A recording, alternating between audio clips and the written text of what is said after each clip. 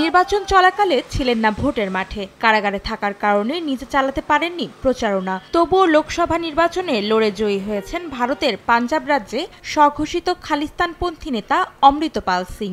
ভারতের নির্বাচন কমিশনের ওয়েবসাইটে দেওয়া তথ্য অনুযায়ী পাঞ্জাবের খাদুর সাহিব আসন থেকে স্বতন্ত্র প্রার্থী হিসেবে প্রতিদ্বন্দ্বিতা করে প্রায় 2 লাখ ভোট পেয়ে জয়ী হয়েছেন তিনি।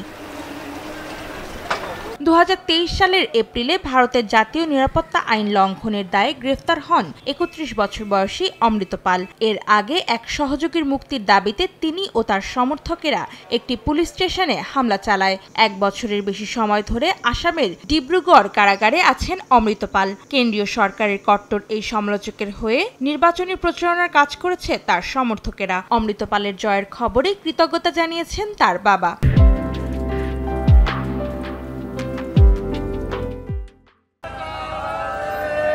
ওয়ারিশ পাঞ্জাবতে ডাব্লিউপিডি দলের প্রধান অমৃতপাল লোকসভা নির্বাচনে প্রার্থিতার আবেদন করার পর সমর্থকেরা তার মনোনয়নপত্র বাতিল হয়ে যাওয়ার আশঙ্কা করেছিল। অমৃতপালকে সমর্থন দেওয়া শিরোমণি আকালি দলও একজন প্রার্থীর মনোনয়নপত্র দাখিল করে, যেন অমৃতপালের আবেদন বাতিল হলে ওই প্রার্থী প্রতিদ্বন্দ্বিতা করতে পারেন। তবে শেষ পর্যন্ত মনোনয়ন পান খালিস্তানপন্থী এই নেতা।